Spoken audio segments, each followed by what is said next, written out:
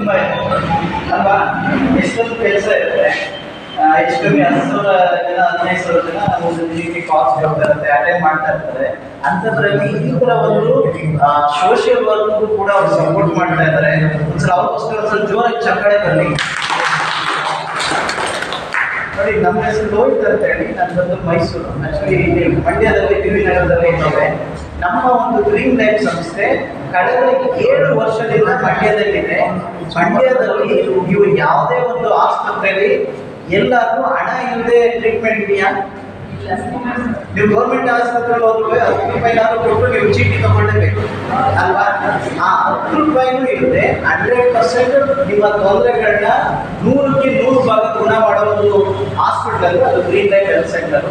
ಇದು ಬಂದು ಕಳೆದ 7 ವರ್ಷದಿಂದ ಮಂಡ್ಯದಲ್ಲಿ ನಡೀತಾ ಇದೆ. ಆದರೆ ಜನಕ್ಕೆ ಪ್ರಚಾರ ಯಾರಿಗೂ ಇದರ ಅವೇರ್ನೆಸ್ ಇಲ್ಲ. ಇದು ಬಂದು ಫಸ್ಟ್ ಪ್ಯಾಕೇಜ್ ಸರ್ಕಲ್ ಅಲ್ಲಿ ಇತ್ತು, ಆಮೇಲೆ ಬಂದು ಕನ್ನಡಿ APMC ಎದುರುಗಡೆ ಮಾರ್ಕೆಟ್ ಅಲ್ಲಿ ಇತ್ತು. ಈಗ ಬಂದು ವಡಲ್ ಸರ್ಕಲ್ ಅಲ್ಲಿ ನಡೀತಾ ಇದೆ.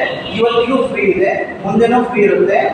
ಎಷ್ಟು ವರ್ಷ ಫ್ರೀ ಮಾಡ್ತೀರಾ ಅಂದ್ರೆ ಎಲ್ಲಿವರೆಗೆ ಮಂಡ್ಯ ಜಿಲ್ಲೆಯಲ್ಲಿ ಶುಗರ್, BP, ಮಂಡಿ ನೋವು, ಅಸ್ತಮಾ ಅದೆಲ್ಲ ಹೊಂಟೋಗುತ್ತೋ ಅಲ್ಲಿವರೆಗೂ ನಾವು ಫ್ರೀ ಆಗಿ ಟ್ರೀಟ್ಮೆಂಟ್ ಕೊಡ್ತೀವಿ. ಅದೆಲ್ಲ ಕಂಪ್ಲೀಟ್ ಆಗಿ ಹೋದ್ಮೇಲೆ ನಾವು ಚಾರ್ಜ್ ಮಾಡ್ತೀವಿ.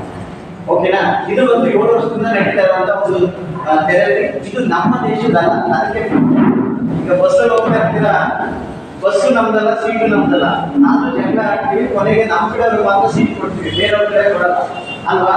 ಆದ್ರೆ ನಮ್ಮ ಸಂಸ್ಥೆಯಲ್ಲಿ ಅಲ್ಲಿಲ್ಲ, ಎಲ್ರಿಗೂ ಉಚಿತ ಇದೆ. ಮಂಡಿ ನೋವು, ಹಾರ್ಟ್, BP, ಶುಗರ್, ಥೈರಾಯ್ಡ್, ಮಕ್ಕಳಿರೋರು, ಬಿಳಿ ಮಚ್ಚೆ, ಇನ್ನ ಸೋರಿಯಾಸಿಸ್, ಸ್ಟ್ರೋಕ್ ಆಗಿರೋರು, ವಾಕರ್ ಇಟ್ಕೊಂಡು ಸ್ಟಿಕ್ಕರ್ ಇಟ್ಕೊಂಡು ನಡೆಯುವಂಥವ್ರು, ವಯಸ್ಸಾದವರು, ಈ ಥರ ಎಲ್ಲರೂ ನಾವು ಉಚಿತ ಚಿಕಿತ್ಸೆ ಕೊಡ್ತಾ ಇದ್ದೀವಿ.